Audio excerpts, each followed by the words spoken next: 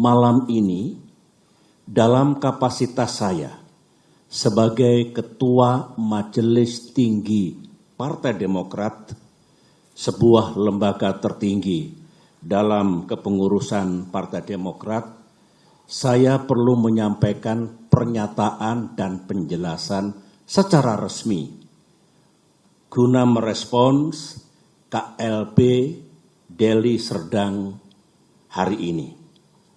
Mengapa saya harus mengeluarkan pernyataan pada malam hari ini?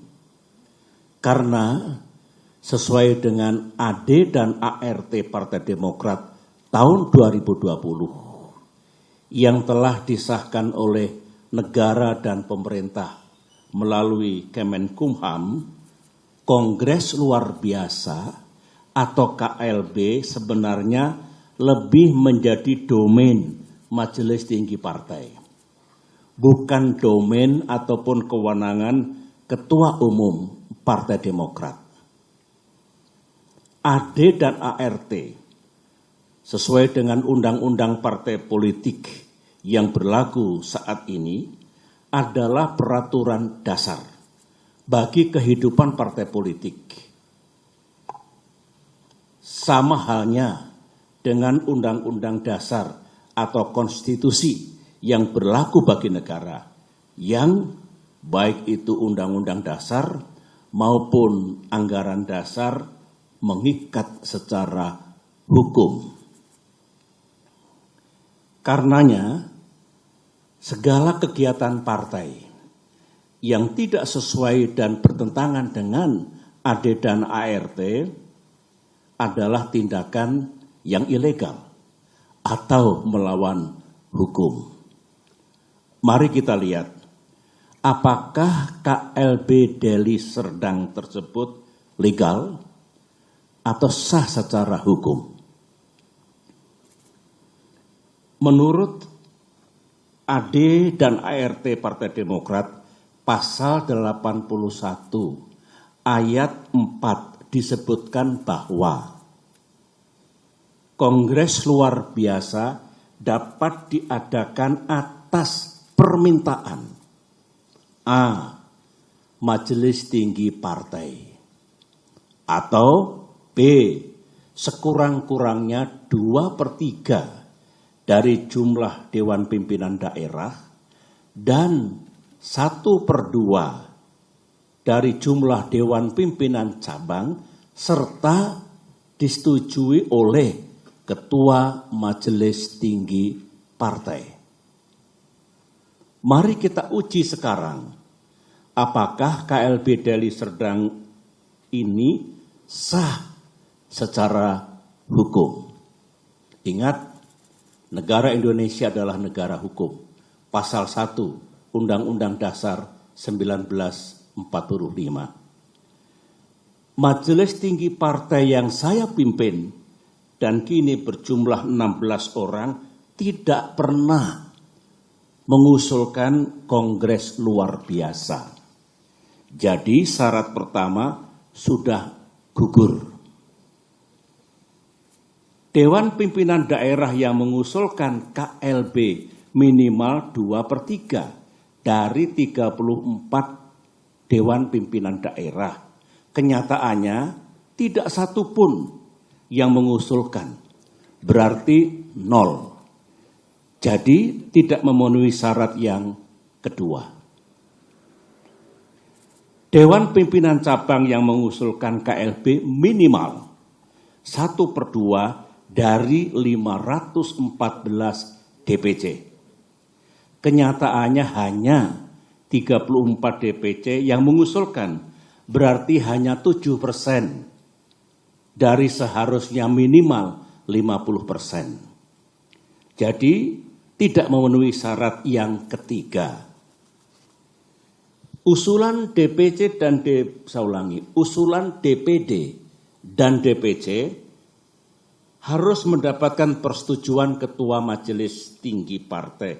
Dan saya sebagai Ketua Majelis Tinggi Partai tidak pernah memberikan persetujuan atas pelaksanaan KLB ini. Jadi syarat keempat B pun tidak dipenuhi. Kesimpulan besarnya adalah semua persyaratan untuk diselenggarakannya KLB ini gagal dipenuhi atau tidak dipenuhi, sehingga KLB ini benar-benar tidak sah dan ilegal.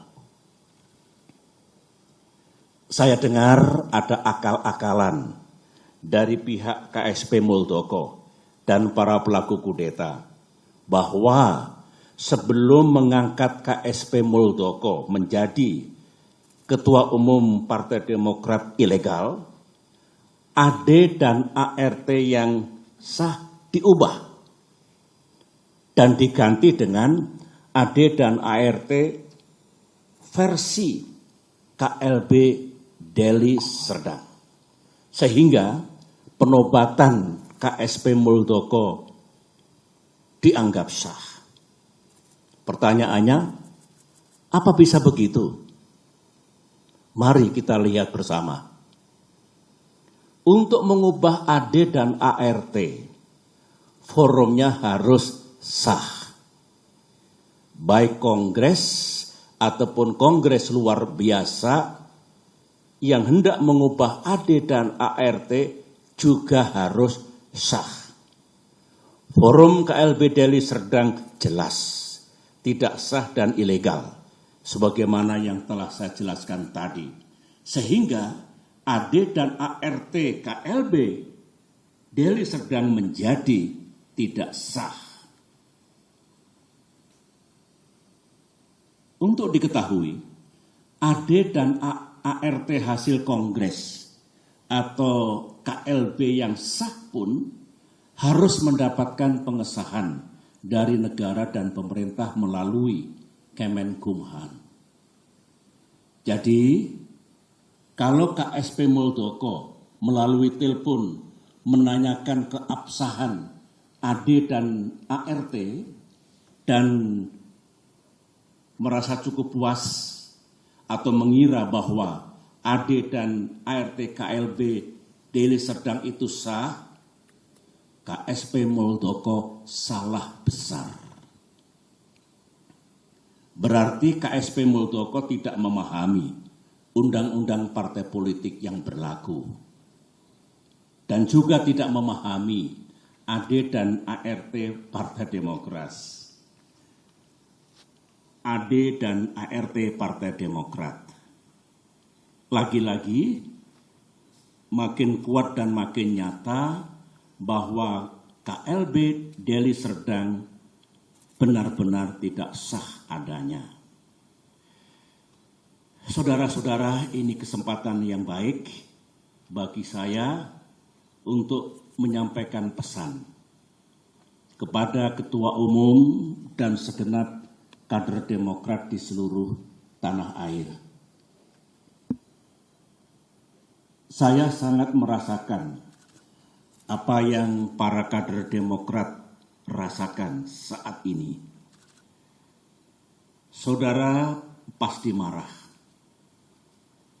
terhina, merasa diperlakukan sewenang-wenang, geram kepada yang berkhianat dengan imbalan uang dan iming-iming kedudukan, dan rasanya ingin membalas perbuatan mereka. Namun, sebagai orang tua di partai ini, saya tetap meminta saudara bersabar, namun gigih berikhtiar untuk mendapatkan keadilan yang sejati. Saya tetap percaya bahwa Bapak Presiden Jokowi memiliki integritas dan kearifan dalam menyikapi gerakan pendongkelan dan perebutan kepemimpinan Partai Demokrat yang sah ini.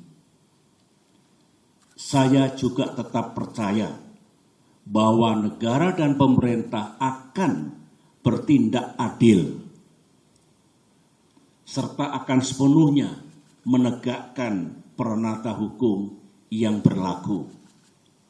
baik itu konstitusi kita, Undang-Undang Dasar 1945 dan Undang-Undang Partai Politik, maupun AD dan ART Partai Demokrat yang secara hukum juga mengikat.